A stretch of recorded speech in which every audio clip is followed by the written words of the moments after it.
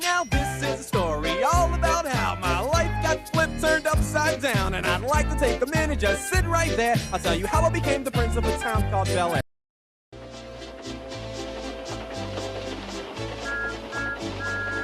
Thomas the Tank Engine has worked his branch line for many years and knows it very well.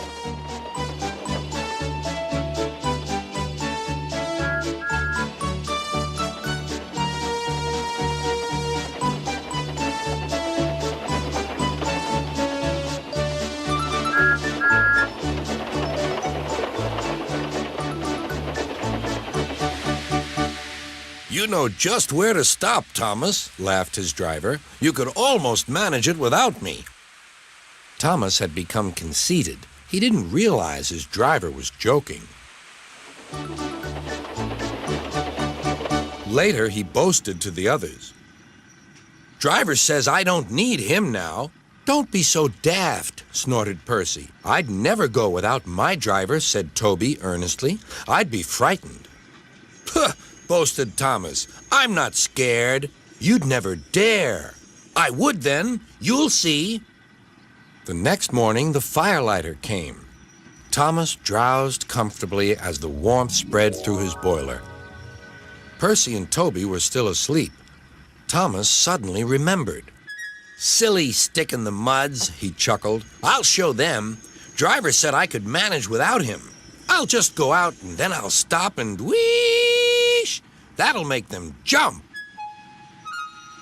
Thomas thought he was being clever, but really he was only moving because a careless cleaner had meddled with his controls. He soon found his mistake. He tried to whoosh, but he couldn't. He tried to stop, but he couldn't. He just kept rolling along. He didn't dare look at what was coming next. There was the station master's house. The station master was about to have breakfast. Horrors, cried Thomas, and shut his eyes. The house rocked, broken glass tinkled, plaster was everywhere. Thomas had collected a bush on his travels. He peered into the room through its leaves. He couldn't speak. The station master was furious. His wife picked up her plate. You miserable engine, she scolded. Just look what you've done to our breakfast. Now I shall have to cook some more. She banged the door. More plaster fell. This time it fell on Thomas. Thomas felt depressed. Workmen propped up the house with strong poles and laid rails through the garden. Then, the Scottish twin engines Donald and Douglas arrived.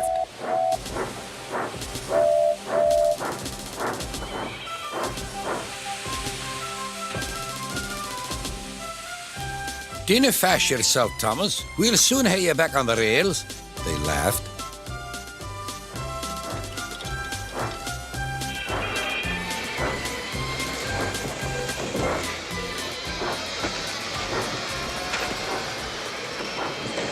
Donald and Douglas, puffing hard, managed to haul Thomas back to safety.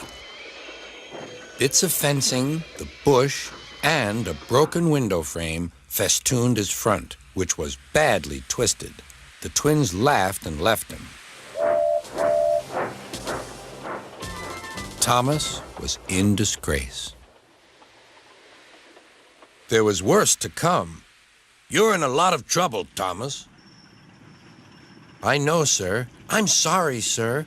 Thomas's voice was muffled behind his bush. You must go to the works and have your front mended. It will be a long job. Yes, sir. Meanwhile, a diesel rail car will do your work. A diesel, sir? Thomas spluttered. Yes, Thomas. Diesels always stay in their sheds till they are wanted. Diesels never gallivant off to breakfast in station masters' houses.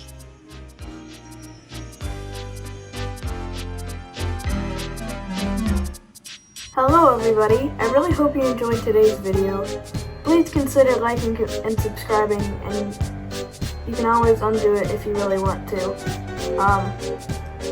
Yeah, shout out to these people on the screen for making me fan art. And if you want to make your own fan art, use the hashtag #TFanart to get featured at the end of the video.